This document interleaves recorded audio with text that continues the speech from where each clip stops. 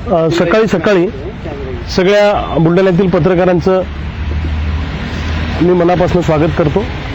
या पत्रकार परिषदेला आवर्जून या ठिकाणी माझ्याबरोबर उपस्थित असलेल्या आमचे क्रांतिकारी शेतकरी संघटनेचे बुलढाणा जिल्ह्याचे अध्यक्ष माननीय डॉक्टर ज्ञानेश्वरजी टाले यांच्या पत्नी कल्पनाताई टाले या ठिकाणी उपस्थित आहेत।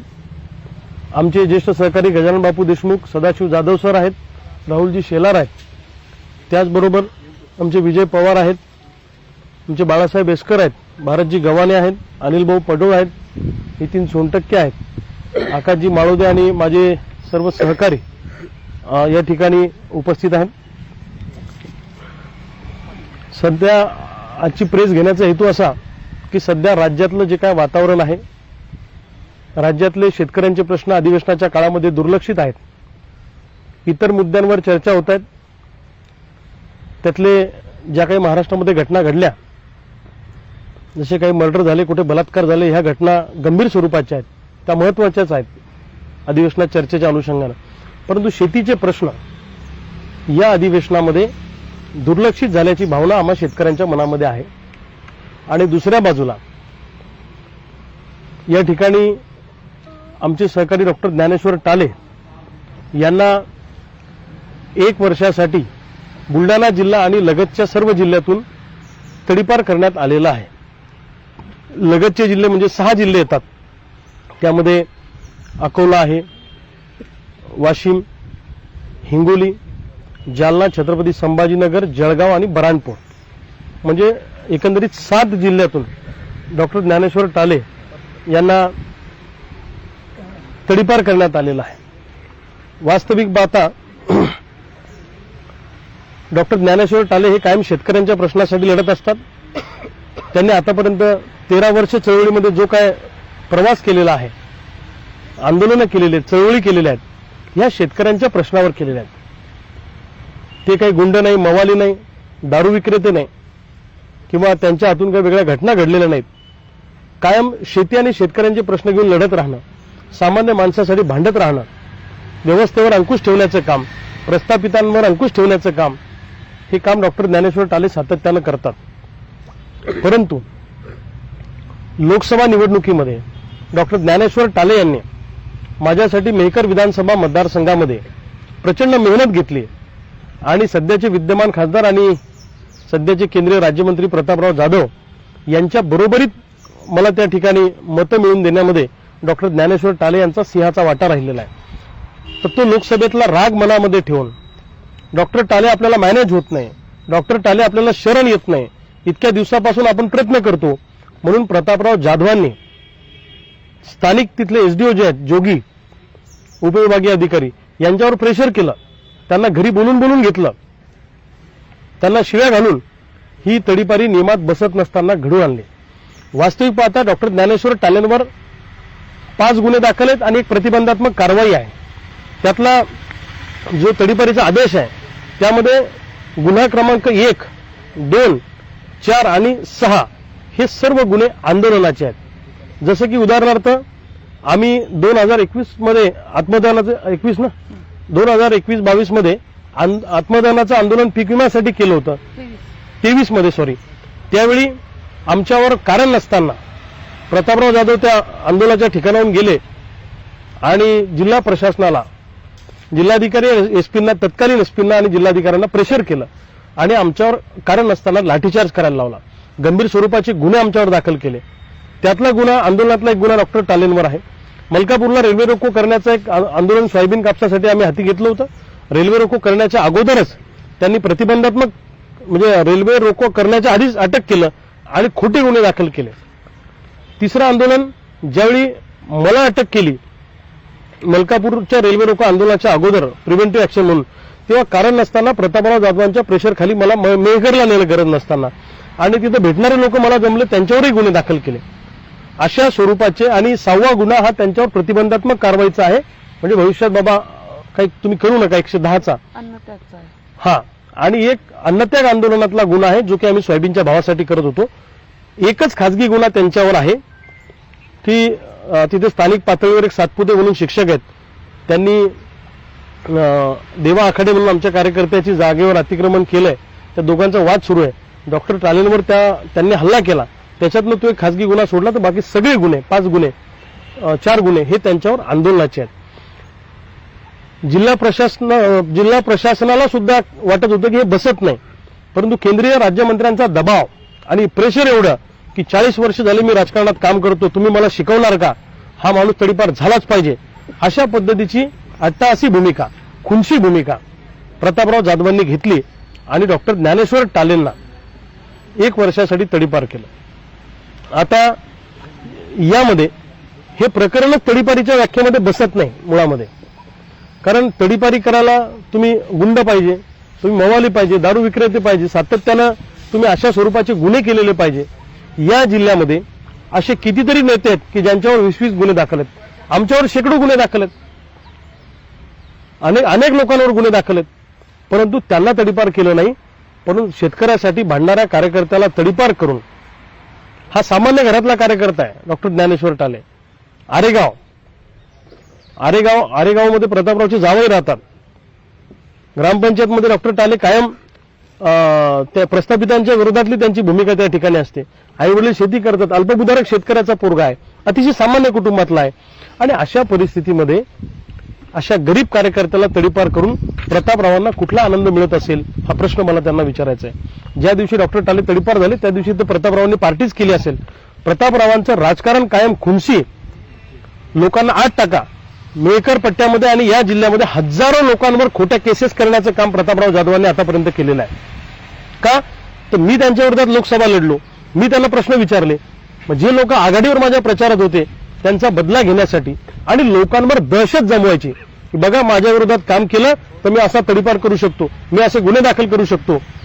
म्हणजे बुलढाणा जिल्ह्याला बीड सारखं प्रतापरावांना करायचं आहे का?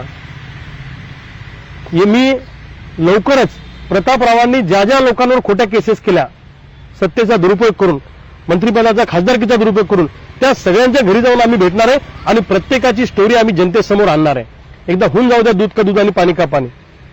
त्यांना वाटलं आतापर्यंत आमच्या विरोधात कोणी बोलत नाही, आम्ही सामान्य मतदार म्हणून, सामान्य नागरिक म्हणून प्रश्न विचारण्याचा आम्हाला अधिकार आहे.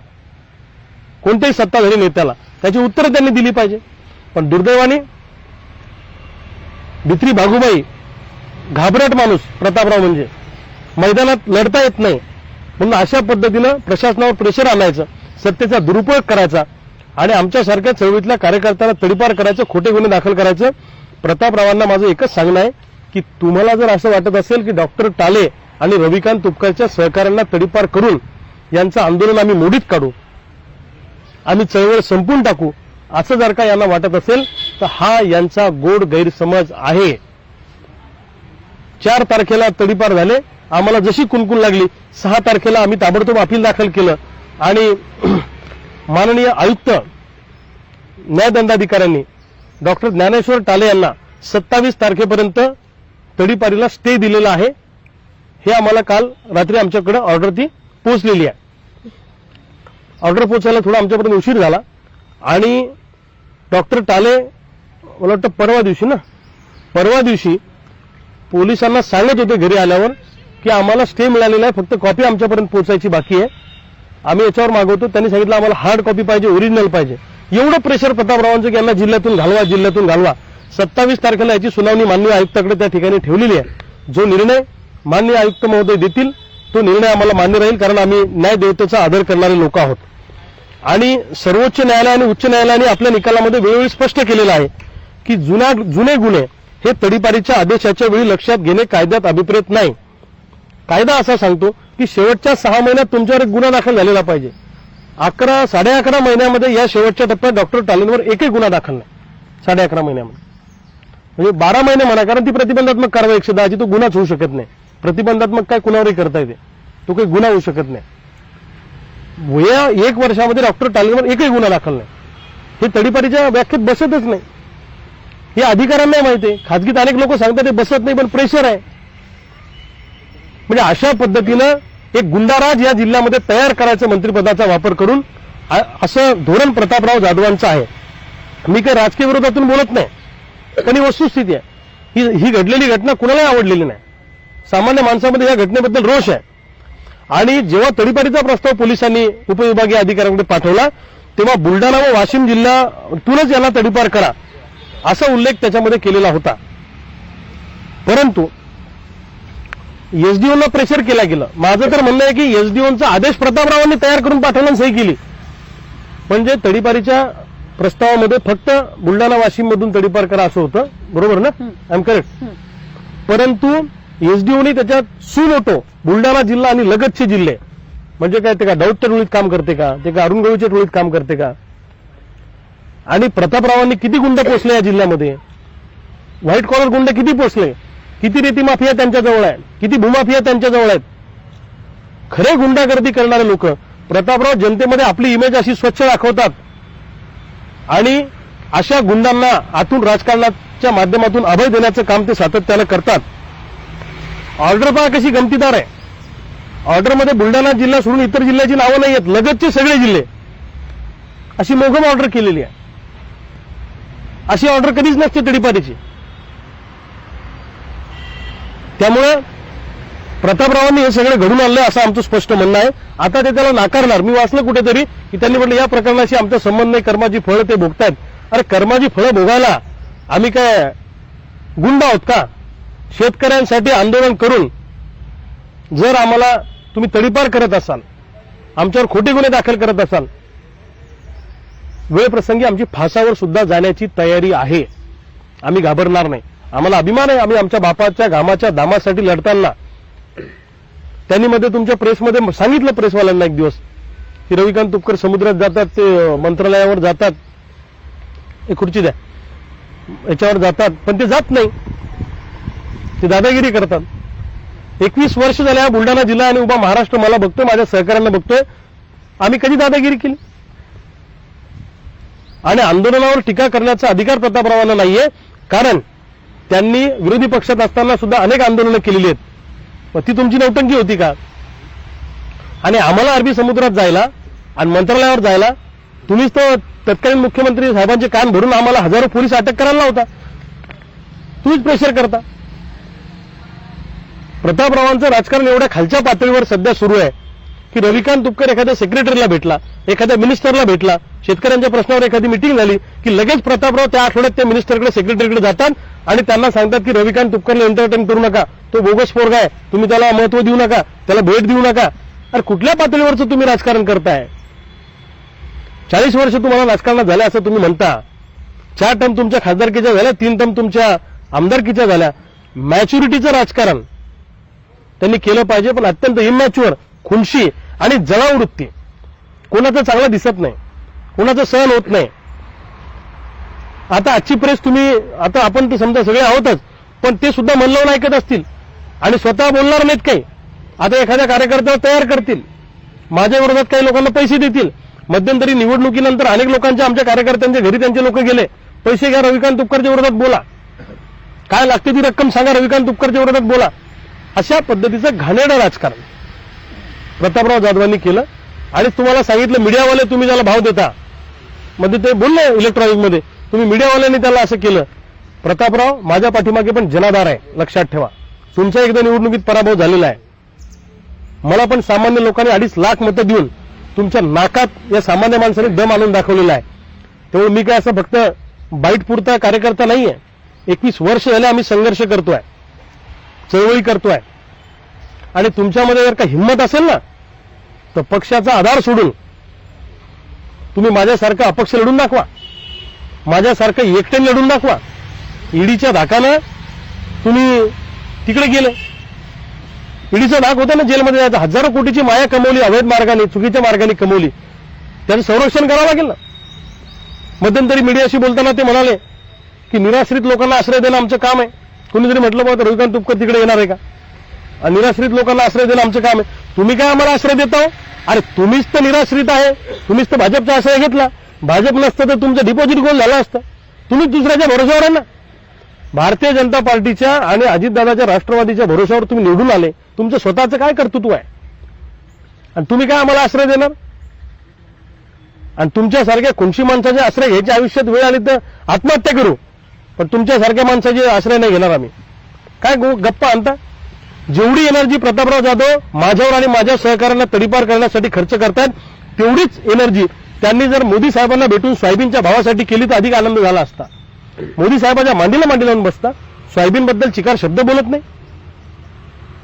त्या दिवशी म्हणले मीडियाला तुमच्या समोर की सगळे जिल्ह्यातले सोयाबीनवाले शेतकरी खुश आहे. जरा जाऊन बघा काय खुश आहे, शिव्या देतात त्यांना सोयाबीन कापसावाले शेतकरी. अशा पद्धतीनं जर तुम्हाला वागायचं असेल, तुम्ही केंद्रीय राज्यमंत्री आहे, या जिल्ह्याच्या सोयाबीनसाठी बोलले, कापसासाठी बोलले, काही धोरण बदलण्यासाठी बोलले, काहीच नाही. पीक विम्यासाठी बोलले. मला त्यांना प्रश्न विचारायचा आहे, 2023चा पीक विमा 2025 मध्ये अजूनपर्यंत मिळाला नाही. जवळपास 233 कोटी रुपये जिल्ह्याचे बाकी आहेत, 1,90,000 शेतकऱ्यांचे. का नाही मिळाला? त्याचं उत्तर तुम्ही का देत नाही?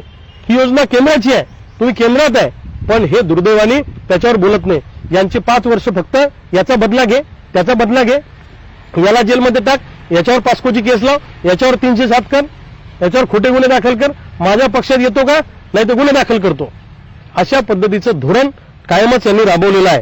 त्यामुळं माझं प्रतापरावांना सांगणं आहे की तुमच्या असल्या दादागिरीला, असल्या धमक्यांना आम्ही कदापि भीक घालत नाही.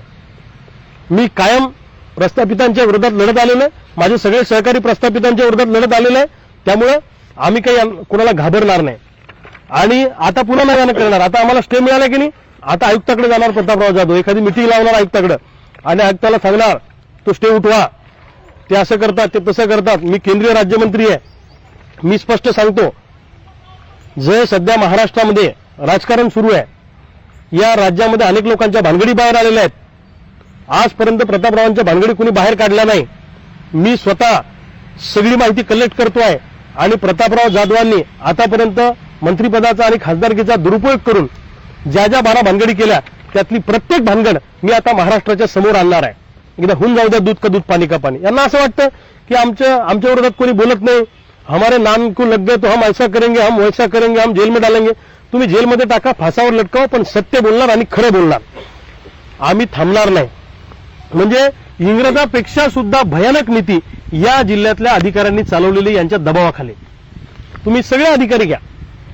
मला काय वाटतं, मेहकरचं पोलीस स्टेशन असेल, मेहकरची एसडीओ असतील, मेहकरचे पोलीस खातं असेल, मेहकर भागामध्ये काम करणारे हे सगळे अधिकारी यांनी राजीनामे दिले पाहिजे आणि प्रतापराव जाधवांना ठाणेदार केलं पाहिजे. प्रतापराव जाधवांना डीएसपीचा चार्ज दिला पाहिजे, त्यांना एसडीओचा चार्ज दिला पाहिजे, त्यांना जिल्हाधिकारी महोदयाचा चार्ज दिला पाहिजे आणि सगळे सीओचा आपला हे जिल्हा परिषद सीओ हेही तसंच, हे सगळे असेच आहे. हे सगळ्या डिपार्टमेंटचे चार्ज एकदा प्रतापराव जाधवांना देऊन टाका. एरवी तेच तर चालवतात सगळं. अरे सामान्य माणसाला काही न्याय आहे की नाही? प्रत्येक अधिकाऱ्याला घरी बोलवायचं, दादागिरी करायची. इंग्रजाच्या काळात सुद्धा कदाचित एवढा अत्याचार झाला नसेल, एवढा अत्याचार सामान्य माणसावर करण्याचं काम प्रतापराव जाधवांच्या माध्यमातून हे अधिकारी करतात. त्यामुळं या बुलढाणा जिल्हा दिसायला जरी आपल्या जिल्ह्यामध्ये दिसत असलं तरी अनेक गोष्टी बाहेर आल्या नाहीत. त्या सगळ्या गोष्टी आम्ही बाहेर काढणार आहे. एकनाथ शिंदे साहेबांनी एवढी मोठी जबाबदारी त्यांना दिली, एवढी मोठी संधी त्यांना दिली, त्याचा उपयोग सामान्य जनतेच्या भल्यासाठी करावा. खामगाव जालना रेल्वे मार्ग का नाही केला एवढ्या वर्षामध्ये? 4 निवडणुका तुम्ही खामगाव जालना रेल्वे मार्गाच्या भरोशावर लढल्या. झालं दहशत पसरवायची आहे की मेरे खिलाफ मी गए तुम ऐसा करता. अरे अजिबात आम्ही घाबरणार नाही आणि जनतेने सुद्धा घाबरू नये. ज्या गावात मला जास्त मतदान झालं त्या गावातले लोक काम घेऊन गेले की ते काय सांगतात, तुम्ही पाण्याला मतदान केलं ना, मग आम्ही तुमचं काम करणार नाही. असं असतं का? अरे निवडून आलेल्या लोकप्रतिनिधींनी निवडणूक झाली की सगळं विसरायचं असतं, सगळी जनता आपली आहे असं समजून पुढे जायचं असतं.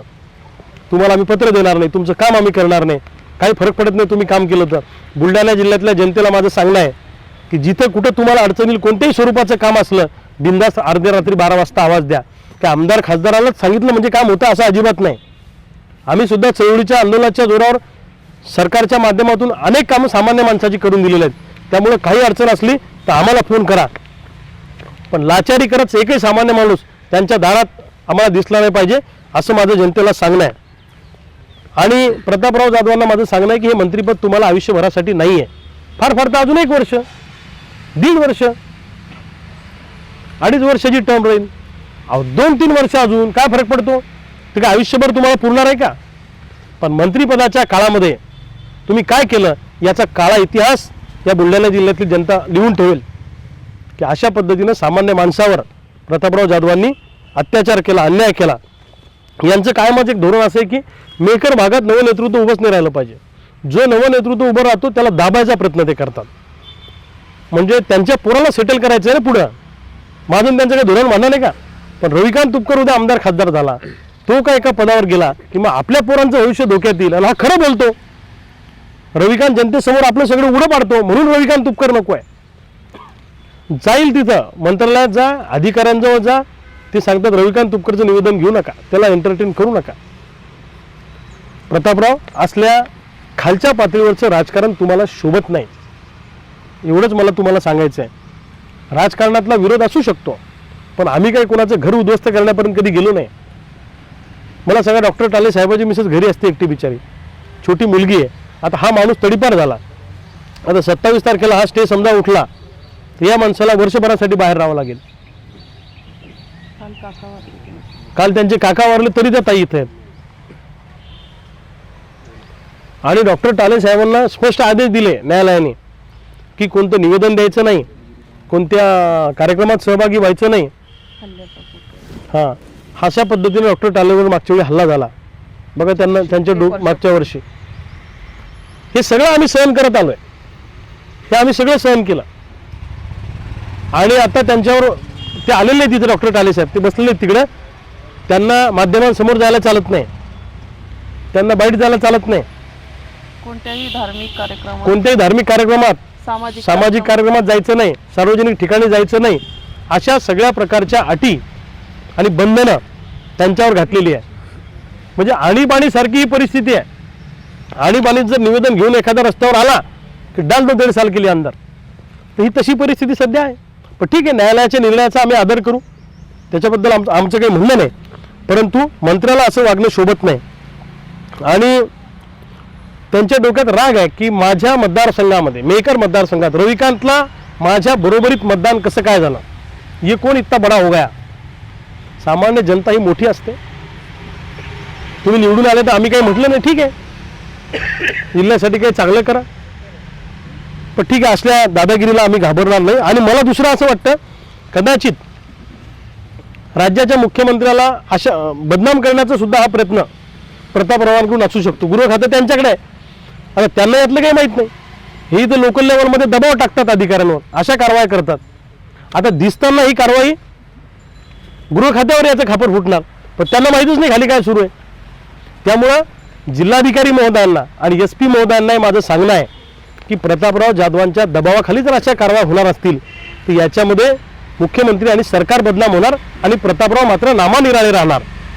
मग कदाचित त्यांच्या सत्ता पक्षामध्ये एकमेकांना बदनाम करण्यासाठी ते षडयंत्र सुरू नाही आहे अशी शंका आमच्यासारख्याच्या मनामध्ये येते. आणि डॉक्टर टाले तडीपार झाले त्या दिवशी जंगी पार्टी आनंद साजरा केला प्रतापराव जाधवांनी. अरे काय तुम्ही छोट्या गोष्टीवर करता, आसुरी आनंद घेता. ठीक आहे, तो तुमचा प्रश्न आहे तुम्ही. आणि दुसरं, आम्ही काय काय सहन करतोय प्रतापरावांकडून. 2019 पासून माझ्या घराच्या गेटसमोर त्यांनी त्यांची बँक टाकलेली आहे की जी नियमाने टाकता येत नाही.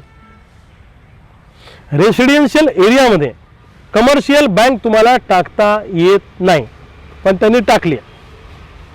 आणि माझ्या घरावर त्यांनी कॅमेरे लावलेत की माझ्या घरी कोण येतं, माझ्या घरून कोण जातं.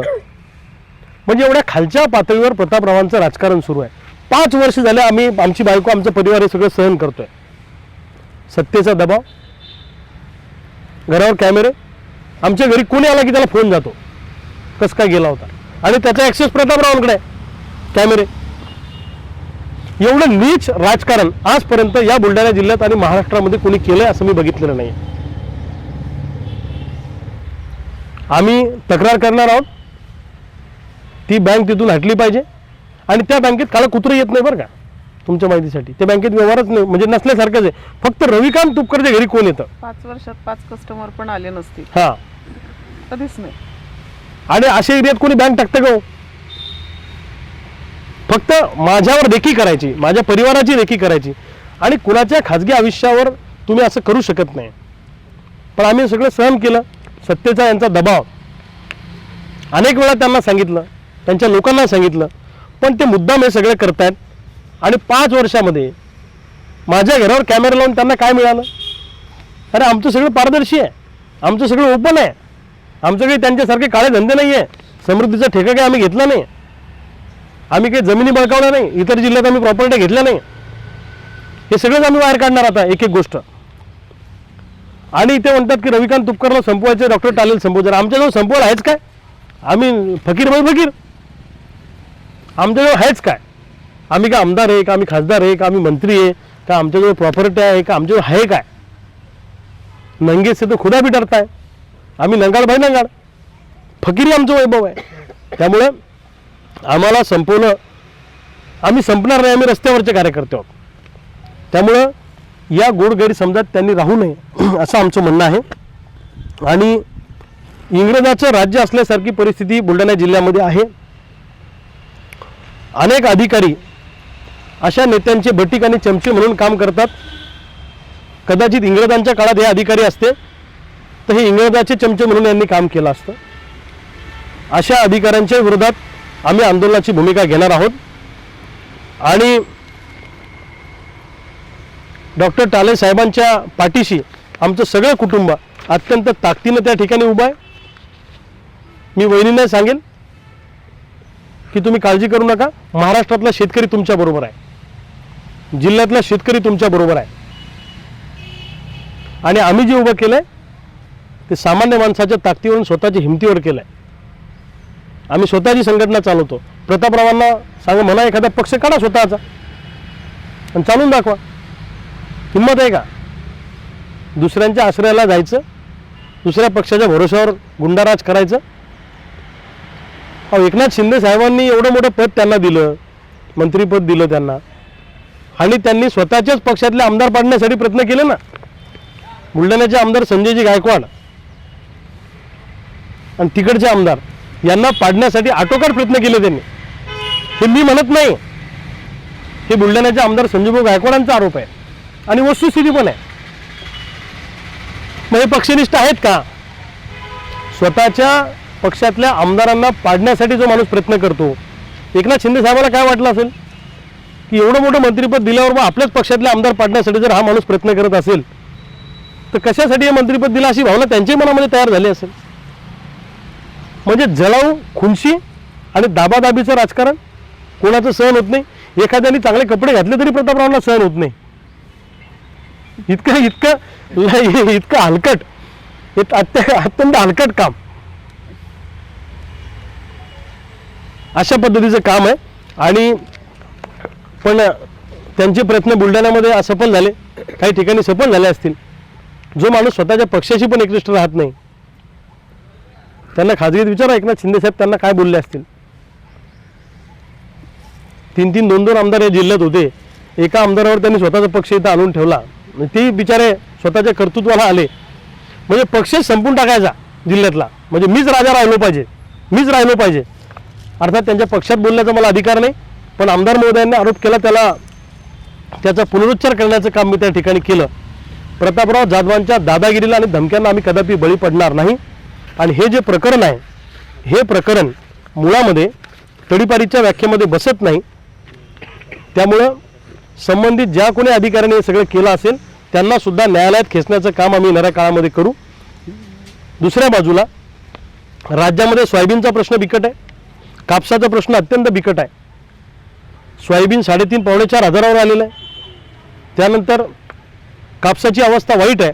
आणि अधिवेशनामध्ये अगोदर निवडणुकीच्या आधी सरकारने सांगितलं होतं आम्ही कर्जमाफी देऊ, परंतु सरकार आता घुमजाव करण्याचा प्रयत्न करत आहे.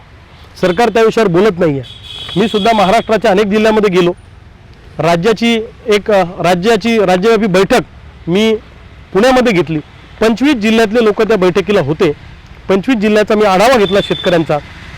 शेतकऱ्यांच्या मनामध्ये कर्जमुक्ती झाली पाहिजे अशी भावना आहे. आणि म्हणून पुण्यामध्ये आम्ही सांगितलं 19 तारखेला, म्हणजे 18 तारखेला आम्ही निघणार मुंबईला आणि 19 तारखेला आम्ही मुंबईला जाऊन आंदोलनाचा बॉम्ब फोडणार अशी घोषणा आम्ही पुण्यामध्ये पत्रकार परिषद घेऊन केली होती बैठकीमध्ये. राज्याचे पदाधिकारी आम्ही नियुक्त केले. विविध जिल्ह्यातून आम्हाला चांगले पदाधिकारी त्या ठिकाणी लढवय्ये पदाधिकारी मिळाले.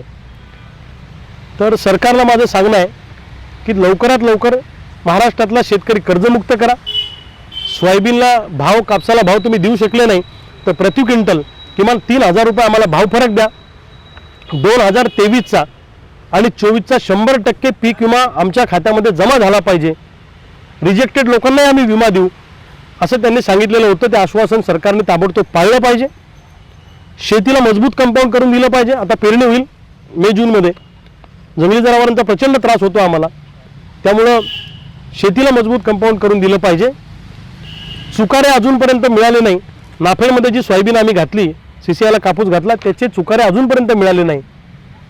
त्याच्याने मोठ्या प्रमाणात भ्रष्टाचार आहे, ते सुद्धा मिळालं पाहिजे. या आज्ञा घेऊन हक्काचा पीक विमा, कर्जमुक्ती, सोयाबीन कापसाला प्रति क्विंटल 3,000 भाव फरक, शेतीला मजबूत कंपाऊंड, चुकारे मिळाले पाहिजे. ठिबक सिंचनचं अनुदान अजूनपर्यंत मिळालं नाही. या मागण्या घेऊन आम्ही 18 तारखेला मुंबईला जाणार आणि 19 तारखेला आम्ही मुंबईमध्ये हे सगळे कोरे सातबारे घेऊन आमचे सातबारे काढणार आणि हे सातबारे आम्ही अरबी समुद्रामध्ये बुडवणार आहोत आणि सरकारला सांगणार आहोत की आम्ही कर्जमुक्त स्वतःला घोषित केलेलं आहे. हे सगळे सातबारे घेऊन शेतकरी मुंबईच्या अरबी समुद्रामध्ये बुडवतील आणि सोयाबीन सुद्धा आम्ही मुंबईच्या अरबी समुद्रामध्ये बुडवणार आहोत आणि सरकारला सांगणार आहोत की हे सोयाबीन आम्ही फेकून द्यायच्या कामाचं राहिलेलं आहे आणि सातबारे सुद्धा बुडून आम्ही आता कर्जमुक्त झालेलो आहे. अशा स्वरूपाचं आमचं आंदोलन 19 तारखेला मुंबईत होईल. सरकारने भित्र्या भागूबाईसारखं पोलीस पाठवून आम्हाला अटक करण्याचा प्रयत्न केला तर त्याचे गंभीर परिणाम सरकारला भोगावे लागतील. आम्ही काही जीवितहानी करणार नाही, आम्ही काही कोणाला मारणार नाही, आम्ही काही कायदा हातात घेणार नाही. फक्त आम्ही आमचे सातबारे अरबी समुद्रामध्ये टाकणार आणि सोयाबीन अरबी समुद्रामध्ये टाकून आम्ही एक लक्षवेधी आंदोलन मुंबईमध्ये 19 तारखेला करणार आहोत. सरकारनं 18 तारखेपर्यंत निर्णय घ्यावा आणि आम्हाला मुंबईला जायची वेळ सरकारने आणू नये असं आमचं स्पष्ट मत आहे. ते मांडा गुन्ह्याच्या संदर्भात वकील म्हणून. भाऊनी आता सांगताना सांगितलं की प्रस्ताव हा फक्त वाशिम आणि बुलढाणा जिल्ह्यातून तडीपार करण्यासाठीचा होता. SDO महोदयांनी ऑर्डर करताना बुलढाणा आणि लगतचे जिल्हे असा मोगम शब्द वापरलेला आहे. मग आता बुलढाणा जिल्ह्याला लागून जळगाव खानदेशची बॉर्डर आहे, अकोल्याची बॉर्डर आहे, जालना आहे, छत्रपती संभाजीनगरची बॉर्डर आहे, वाशिम जिल्ह्याची बॉर्डर आहे. या सगळ्यांमधून आता अनायसे त्यांना तडीपार व्हावं लागणार आहे. कायदा असं सांगतो की SDOंचा अधिकार आहे हा फक्त मेहकरपुरता, मेहकर आणि लोणार या उपविभागापुरता. असं असताना देखील त्याच्या पलीकडच्या क्षेत्रामध्ये जर तडीपारीची ऑर्डर करायची असेल तर तिथे एखादा गुन्हा घडलेला हवा. पण डॉक्टर टाले साहेबांवर वाशिम, अकोला, अमरावती, यवतमाळ, जळगाव खानदेश, छत्रपती संभाजीनगर आणि जालना या कोणत्याही जिल्ह्यामध्ये एकही गुन्हा घडलेला नाही आहे. SDO साहेबांनी आदेशामध्ये दुसरं असं नमूद केलेलं आहे की येणाऱ्या काळात होणाऱ्या निवडणुका आणि धार्मिक सण समारंभ पाहता कायदा आणि सुव्यवस्थेची परिस्थिती निर्माण होऊ शकते, म्हणून यांच्यासारख्या गुन्हेगाराला तडीपार करणं योग्य राहील. मला आपल्याला हे लक्षात आणून द्यायचं आहे की प्रस्ताव दाखल झाला तो 11 महिन्यापूर्वी दाखल झाला. 11 महिन्यांमध्ये विधानसभेच्या निवडणुका पार पडल्या, दिवाळी, दसरा, नवरात्र, त्यानंतर 26 जानेवारी यासारखे मोठे मोठे सण पार पडलेले आहेत. पण या सगळ्या काळामध्ये गेल्या 11 महिन्याच्या काळामध्ये डॉक्टर टाले साहेबांच्या विरोधात एकही गुन्हा कोणत्याही पोलीस स्टेशनमध्ये दाखल झालेला नाही आहे. ते उघडपणे सर्व समाजात वावरत आहे, प्रत्येक कार्यालयात जात आहे, लोकांच्या सण समारंभामध्ये, लग्नामध्ये, कोणत्या कार्यामध्ये सामील होत आहे. मग लोकांना जर त्यांच्यापासून भीती असती तर त्यांनी बोलवलंच नसतं ना टाले साहेबांना, आमच्याकडच्या लग्नात या असा आग्रहच केला नसता. एखाद्याने तिथे त्यांना राहू दिलं नसतं. डोंगावमध्ये ते भाड्याची रूम घेऊन राहतात, तिथे त्यांना राहू दिलं नसतं. आणि मुळात एकाही खाजगी व्यक्तीने SDPOकडे जेव्हा चौकशी सुरू होती त्या चौकशी दरम्यान एकही स्टेटमेंट डॉक्टर टालेंच्या विरोधात दिलेलं नाही. आणि याच्याही उपर कहर म्हणजे जेव्हा SDOकडे ते प्रकरण वर्ग झालं तेव्हा SDOंनी टाले साहेबांना नोटीस देणं, त्यांचं म्हणणं ऐकून घेणं आणि त्यांना त्यांच्या बचावाची संधी देणं कायद्यास अपेक्षित आहे. परंतु SDOंनी एकही सुनावणीची नोटीसच पाठवली नाही. प्रस्ताव आला SDPOकडून आणि तसाचा तसा प्रस्ताव 2-1 महिने त्यांनी ठेवला. त्यांनाही कळत होतं की या प्रस्तावामध्ये काही दम नाही, हा मंजूर करण्याच्या लायकीचा नाही, पण वरून प्रेशर इतकं होतं की त्यांना 2 महिन्यानंतर 2-4 महिन्यानंतर तो प्रस्ताव मंजूर करावा लागला. मग नोटीस प्रत्येक व्यक्तीला त्याचं म्हणणं मांडण्याची बचावाची संधी मिळावी असं कायदेशीर नैसर्गिक न्यायतत्व आहे. त्या नैसर्गिक न्यायतत्वाची पायमल्ली या प्रकरणामध्ये झालेली आहे आणि मुळात तडीपारीच्या व्याख्येमध्ये बसतील असे कोणतेही गुन्हे डॉक्टर टाले यांच्यावर दाखल झालेले नाहीत आणि त्याच्यामुळे हा जो काही पोरखेळ चाललेला आहे प्रशासनाच्या वतीने, मला असं वाटतं की प्रतापराव जाधवांनी दबाव टाकला, त्यांच्या दबावापुढे हे सगळं करावं लागलं, हा खूप नंतरचा भाग आहे. पण या सगळ्या आदेशामुळे सर्वसामान्य माणसाचा प्रशासनावरचा विश्वास उडत आहे, SDOंवरचा, या की काही कोणी करेल आणि हे ऐकतील. राजकारण्यांच्या हातातले कटपुतले बाहुले झालेली आहे काय प्रशासनाची व्यवस्था, अशी सध्याची परिस्थिती आहे. त्याच्यामुळे सर्वसामान्य माणसाच्या मनातला प्रशासनावरचा विश्वास उडवण्यासारखी ही ऑर्डर आहे आणि आम्ही या आदेशाच्या विरोधात माननीय विभागीय आयुक्त अमरावती यांच्याकडे अपील दाखल केलेला आहे. स्टेचा आदेश त्याच्यामध्ये प्राप्त झालेला आहे, परंतु त्याची कॉपी हातात आलेली नसल्यामुळे पोलिसांनी बळजबरी ही डॉक्टर टाले साहेबांना तडीपार करण्याची कारवाई केलेली आहे. तर या कारवाईचा आम्ही सर्वजण अगदी गंभीरपणे निषेध करत आहोत आणि माझी प्रशासनाला विनंती आहे की जो काही थोडाफार विश्वास तुमच्यामध्ये उरलेला आहे लोकांचा, सर्वसामान्य जनतेचा, त्याला तडा देण्याचं काम अशा प्रकारचे आदेश करू नका. आणि या उपर असे आदेश झाले जरी तरी जसं मागच्या वर्षी निवडणुकीच्या पूर्वी भाऊंवर अनेक गुन्हे दाखल झाले, अनेक प्रतिबंधात्मक कारवाया दाखल झाल्या, त्यांच्या विरुद्ध दाखल झाल्या, पण या प्रत्येक कारवाईमध्ये, या प्रत्येक गुन्ह्यामध्ये न्यायव्यवस्थेने ही कारवाई योग्य आहे की अयोग्य आहे याचा बारकाईने विचार करून न्यायसंगत आणि सत्सद विवेक बुद्धीला पटेल असे निकाल दिलेले आहे. तसाच निकाल या विभागीय आयुक्त महोदयांकडे देखील होईल, कायदेशीर मुद्द्यांना धरून निकाल होईल असं आम्ही आशा बाळगतो.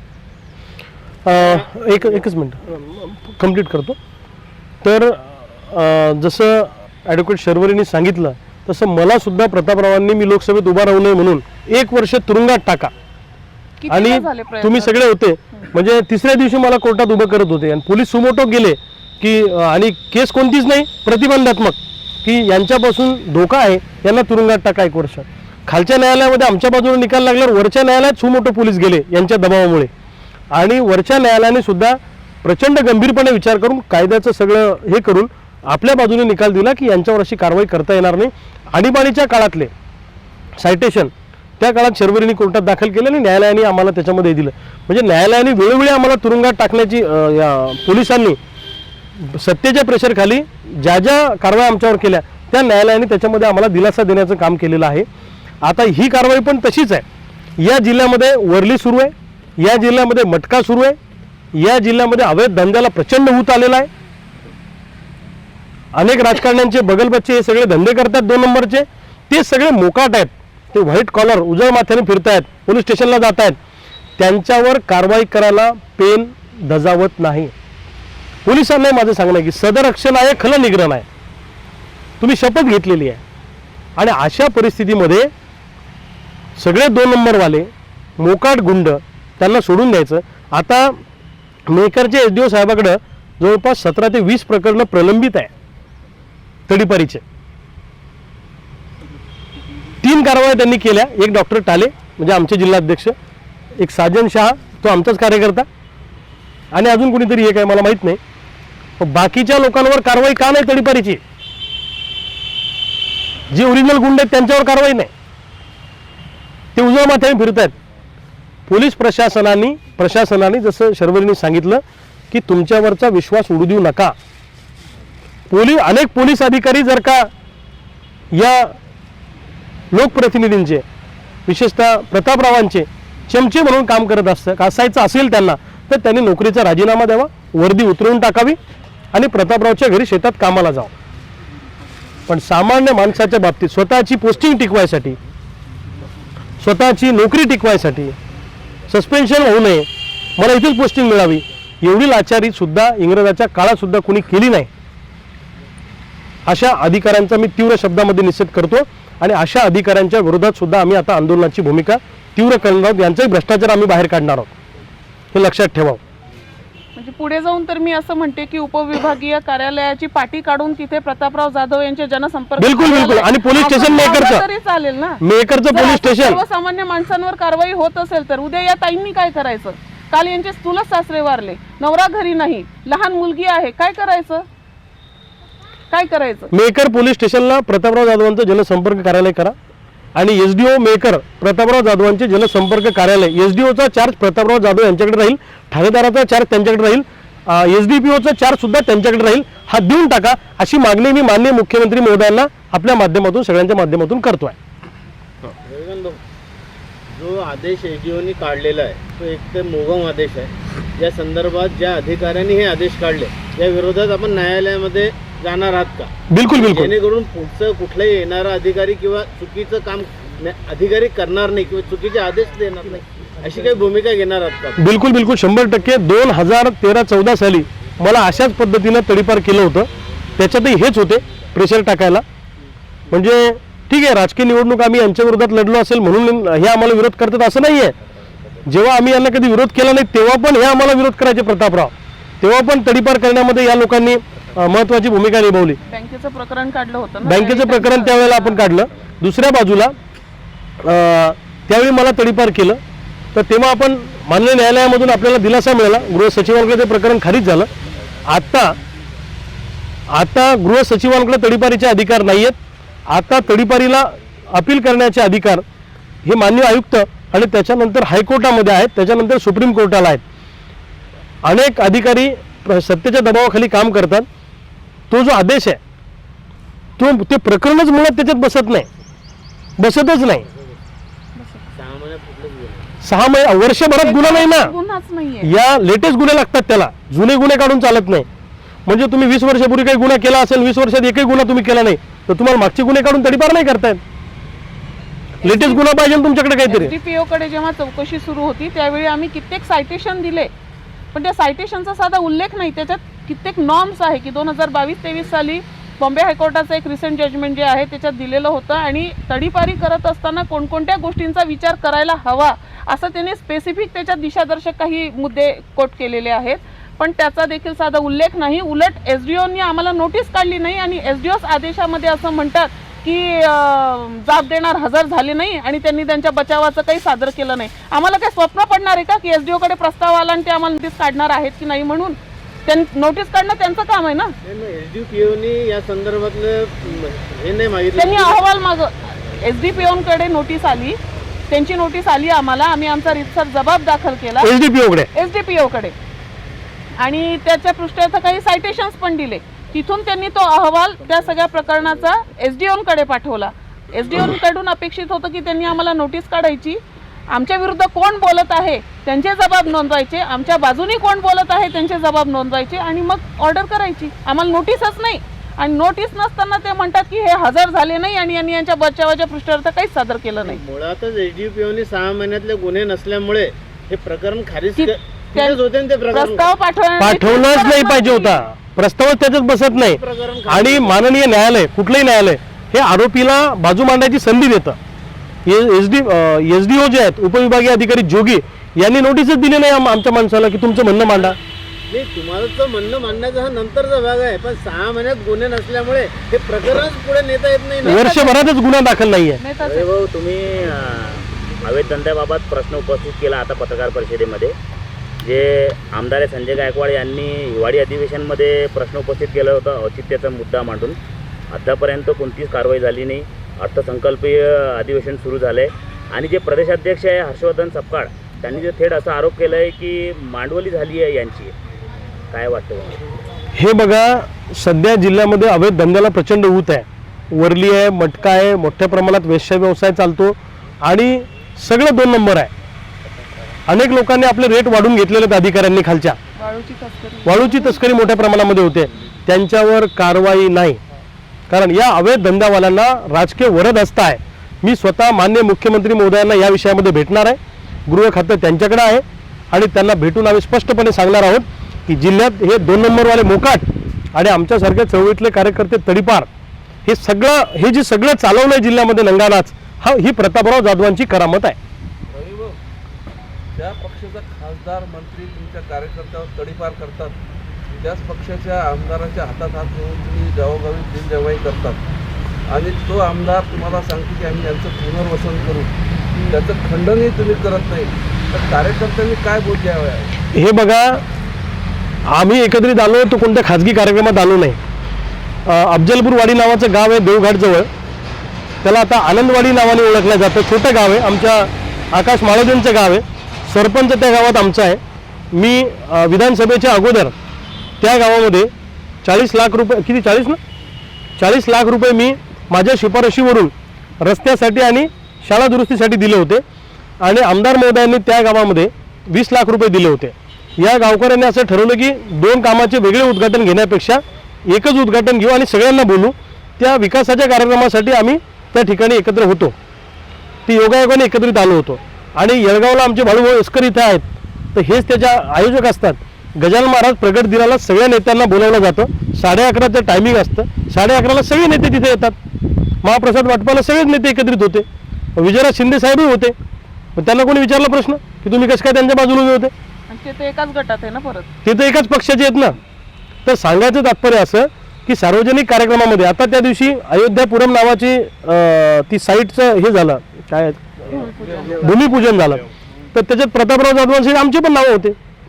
मागच्या वर्षी खामगावला पत्रकार दिनाचा कार्यक्रम झाला तर प्रतापराव आम्ही एकाच व्यासपीठावर होतो. आम्ही तर एकमेकांसोबत पुनर्वसन करू याचं सांगा. नाही, तो प्रश्न तुम्ही त्यांना विचारा. त्याच्या बाबतीत मला काही माहीत नाही. ते का बोलले का नाही याच्या बाबतीत माझी त्यांच्याशी काही चर्चा झाली नाही. तुमच्या समक्ष बोलले ते? नाही, समक्ष बोल- सरकारशी मध्ये जाण्याचे विचाराधीन आहेत का आपण? अजिबात नाही. आम्ही संघर्ष करत राहणार आहे, आम्ही लढत राहणार आहे आणि सरकारी व्यवस्थेवर अंकुश ठेवणं. चळवळीतल्या लोकांचं काम काय असतं? सरकारवर अंकुश ठेवणं, सामान्य माणसाचे प्रश्न चव्हाट्यावर आणणं आणि सरकारवर प्रस्थापितांवर व्यवस्थेवर अंकुश ठेवण्याचं काम आम्ही करतो आणि तेच काम, चळवळीचं काम आम्हाला सातत्यानं करायचं आहे. संजू भाऊ तिथं प्रगट दिनामध्ये बोलले. त्यांनी असं बोलले की बा मागच्या हरिचैतन्य महाराजांच्या कार्यक्रमामध्ये आमची जुगलबंदी झाली होती, काळेसाहेब होते तिथं, तर त्या कार्यक्रमामध्ये आमची टीका एकमेकावर झाली होती. त्यांनी महाराजांना सांगितलं की तुम्ही आम्हाला दोघांना शांततेचा सल्ला दिलेला आहे, तर आता आम्ही तशा काही टीका करणार नाही एकमेकांवर, तशी वेळ काही येणार नाही. आम्ही तसं वातावरण म्हणजे शांतता ठेवू अशा पद्धतीचे ते बोलले.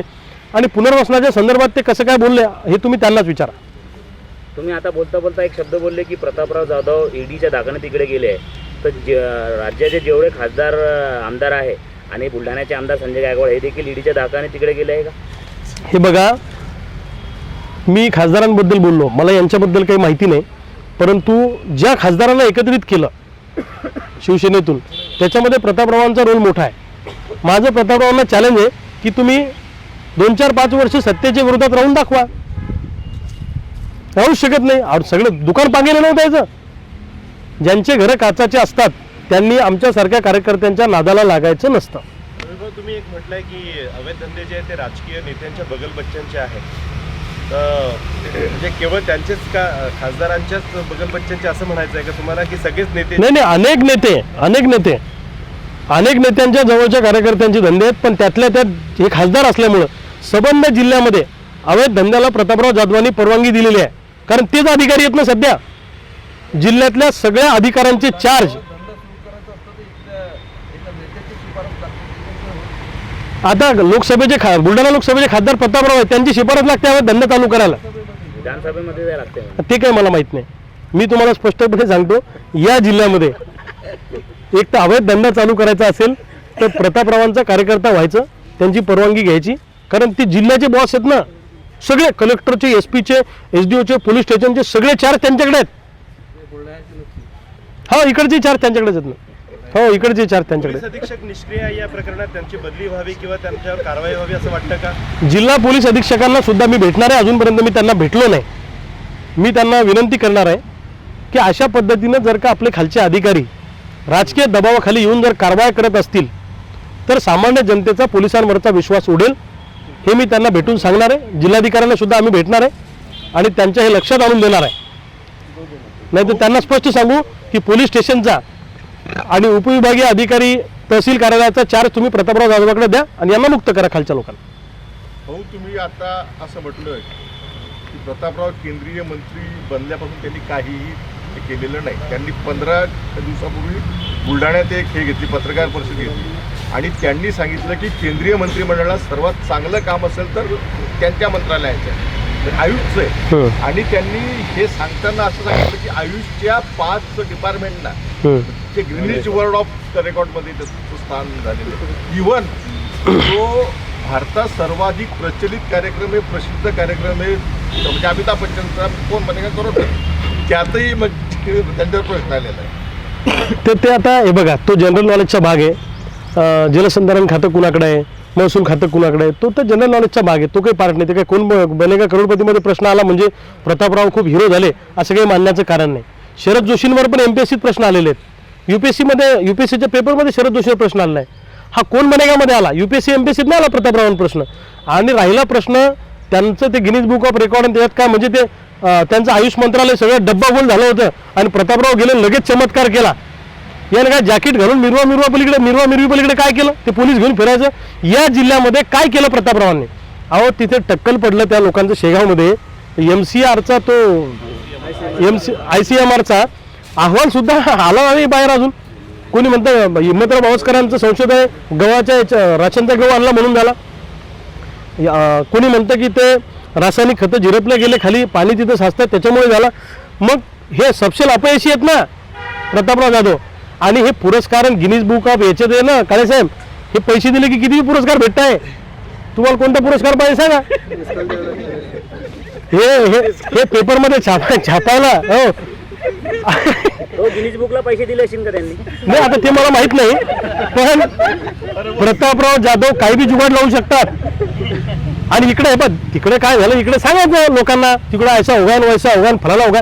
जिगाव प्रकल्पाचं काम सुरू आहे, त्याचं काय झालं इतके दिवस अनेक लोकांना मोबदला नाही. खामगाव जालना रेल्वे मार्गाची काय काशी केली मोदी साहेबांच्या मांडीला मस्त. सोयाबीनबद्दल एक निवेदन नाही, कापसाबद्दल एक निवेदन नाही, बजेटमध्ये निधी पण नाही. ते काही साहेब आत्ताचा विषय नाही. 4 टर्म त्यांच्या झाल्या प्रतापरावांच्या. या 4 टर्ममध्ये त्यांनी सांगण्यासारखं एकही काम या जिल्ह्यामध्ये केलेलं नाही. त्यांना काय गिनीज बुकचा रेकॉर्ड पुरस्कार देतात, त्यांना हा पुरस्कार दिला पाहिजे की लोकांना जेलमध्ये कसं घालायचं, लोकांना खोट्या केसेस खर्च करायचा, याचा नोबेल पुरस्कार प्रतापराव जाधवांना दिला पाहिजे अशी मोदी साहेबांकडे आम्ही मागणी करतोय. आणि जे सुरू होतं ते बंद पाडण्याचं काम केलं हो. त्यांनी. सगळेच कारखाने बंद आहे. अरे बँका 4 बंद, टर्म झाले सगळं तुम्ही बंद आहे. खासदार आहे. या जिल्ह्यातली जिल्हा बँकेची अवस्था वाईट आहे. का केंद्राकडून तिला मदत प्राप्त करून देत नाही? सगळे साखर कारखाने बंद आहेत. आता कसे तरी ते भाईजींच्या कृपेने 1-2 चालू झाले. हो सुधीगिरीला बंद आहे. जे हारले त्याच्यात प्रतापरावांचा हात आहे का? सांगितलं ना मी.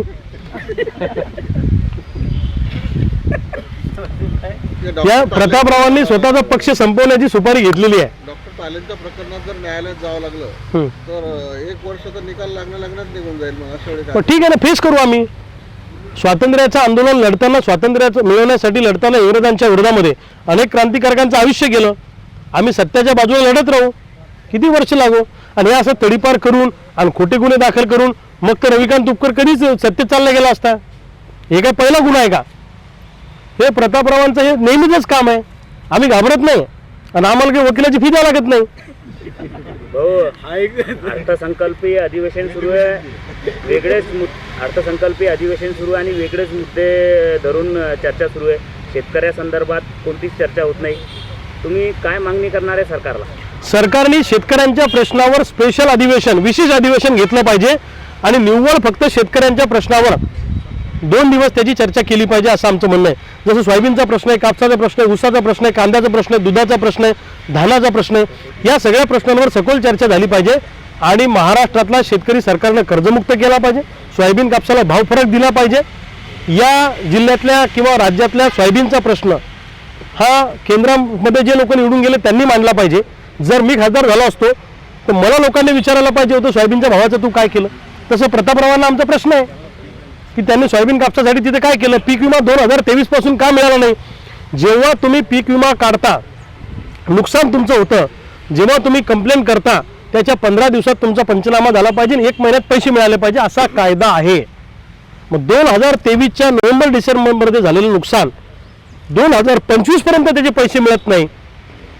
मग केंद्रीय राज्यमंत्री तिथे जाऊन करतात काय? आणि ते व्याजासह दिलं हा पाहिजे. व्याजासही दिलं पाहिजे. नंतर जर दिलं 12 किंवा 18% व्याजाने ते पैसे शेतकऱ्यांना दिले पाहिजे. हा गंभीर प्रश्न आहे. हा राजकीय प्रश्न नाही आहे. त्यामुळं महाराष्ट्रातल्या शेतकऱ्यांच्या भल्यासाठी पुन्हा एकदा आम्ही मुंबईच्या दिशेनं जाणार, अरबी समुद्रामध्ये आमचे सातबारे बुडवणार आणि आम्ही कर्जमुक्त झालो अशी घोषणा आम्ही करणार आणि सोयाबीन सुद्धा आम्ही अरबी समुद्रात टाकणार. आणि भाऊ तुमचं जे घर आहे तुम्ही सांगितलं की घरापुढे त्यांनी महाराष्ट्र बँक तिथं ऑलरेडी पहिली याची शाखा होती, जिल्हा बँकेची शाखा होती, ती म्हणजे तुमच्या आंदोलनामुळे बंद पडली असं त्यांचं म्हणणं आहे. पण तेवढंच बघ तिथं एक शाखा निर्माण झाली की तुम्हाला कव्हर करायचं पार्किंग असं दुधायचं काम केलं आणि ते जे CCTV आहे ते तुमच्या याच्यासाठी ते ना सुरक्षेसाठी नाही. हे बघा, जिल्हा बँकेची शाखा जेव्हा होती तेव्हा आमचं घर तिथं नव्हतं, तेव्हा आमचं लग्न झालेलं नव्हतं, तो प्लॉट रिकामा होता, लक्षात घ्या. आणि जिल्हा बँकेची शाखा तिथं असणं, कोणत्याही बँकेची शाखा रेसिडेन्शियल एरियात असणं हे मुळामध्ये कायद्याला अभिप्रेत नाही आहे. आणि प्रतापरावांच्या बँकेत लोक येतच नाही तिथं, ते फक्त रविकांत तुपकरच्या घरी कोण येतं कोण जातं एवढंच फक्त दिवसभर पाहत राहते. पण मला आनंद काय आहे काळेसाहेब, माझ्यासारख्या CCTVचं काम नाही. आपोआपच साहेब त्यांनी CCTV लावायचे तर बँकेच्या सुरक्षेसाठी लावावे, हा. आमच्या घराकडे कशाला लावत? हा, आणि आमच्या घरी महिला असतात, कोणाच्याही- आमच्या घरी आमच्या मुली आहेत, आमच्या घरी आमचे नातेवाईक येतात, अनेक महिला येतात, मग काय त्यांच्यावर वॉच ठेवता का प्रतापराव खाजगी की आमच्या घरी कोण आयुष्यात येतं? असं डोकवण्याचा हा अधिकार गमतीचा भाग नाही आहे नसतो. साहेब, हा तुमचं खाजगी आयुष्य कॅप्चर करण्याचा, तुमच्या खाजगी आयुष्यात डोकावायचा आम्हाला अधिकार नाही आहे ना. आता उद्या तुमच्या घरासमोर मी थोडी कॅमेरा लावून उभा राहू शकतो. त्यांच्या बँकेसाठी त्यांनी लावावेत, पण तिथं बँकच टाकता येत नाही मुळामध्ये, कशी टाकता येईल? त्याविरोधात तुम्ही अशी कंप्लेंट करणार का DDR कडे की बँक हटवा म्हणून? नाही, आम्ही करणार, आम्ही आता सगळंच काढणार बाहेर.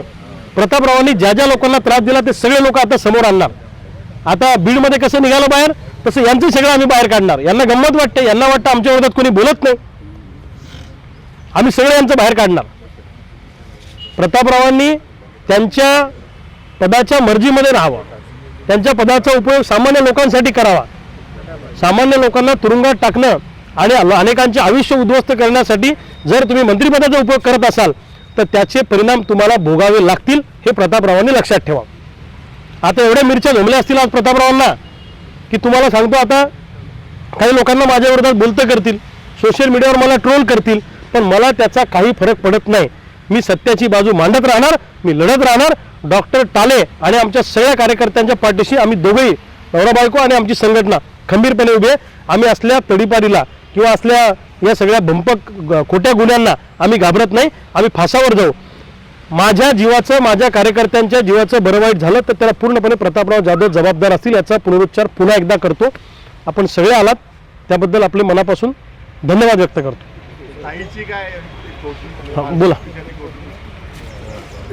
मला एवढं सांगायचं, माझे मिस्टर गेले 12 ते 13 वर्षापासून चळवळीमध्ये काम करत आहे, भाऊच्या खांद्याला खांदा लावून काम करत आहे. त्यांच्यावर असे गुन्हे करणं किंवा अशा तडीपारी करणं हे अत्यंत चुकीचं आहे. त्यांच्यावर गंभीर स्वरूपाचे कुठलेही गुन्हे नाही, तर त्यांच्यावर सगळे गुन्हे जे आहेत ते चळवळीतील आहेत, आंदोलनातील आहेत. त्याच्यामुळे त्यांनी जे गुन्हे टाकले किंवा ही तडीपारी केली हे अत्यंत चुकीचे आहे. पण त्यांना आम्ही कुठल्याही याच्या गोष्टीमध्ये घाबरणार नाही, कारण आमच्या पाठीमागे भाऊ हे सर्व संघटना आहे. कल्पना टाले. मला एक कल्पनाताई टाले. असं सांगायचं आहे की आज यांची मुलगी लहान आहे, पण उद्या तिच्या वडिलांच्या डोक्यावर कपाळावर तडीपारीचा शिक्का बसला ना, तिच्या भावनिकतेचं काय? तिला कोणी पण म्हणणार नव्हत्या की तुझ्या वडिलांना तर तडीपार केलं होतं, मग काय उत्तर द्यायचं तिने? आमच्या लेकरांच्या मनावर काय परिणाम होत असतील? प्रतापरावांना प्रश्न विचारला की राग येतो, जळफळाट होतो. मग आमच्या सारख्यावर तडीपारीचे शिक्के लावणं किंवा आम्हाला गुन्हेगारी पार्श्वभूमीवर येऊन उभं करणं, आमच्या लेकरांना उद्या शाळेत विचारलं जातं ना या सगळ्या गोष्टीचं. मग उद्या सामान्य माणसाने भांडायचंच नाही का? सामान्य माणसाने आंदोलन मोर्चे करायचेच नाही का? रस्त्यावर उतरायचंच नाही का? मेहकर मतदारसंघामध्ये आजपर्यंत यांच्या विरोधात कोणी बोललं की अशाच पद्धतीने लोक संपवण्याचा घाट यांनी घातलेला आहे.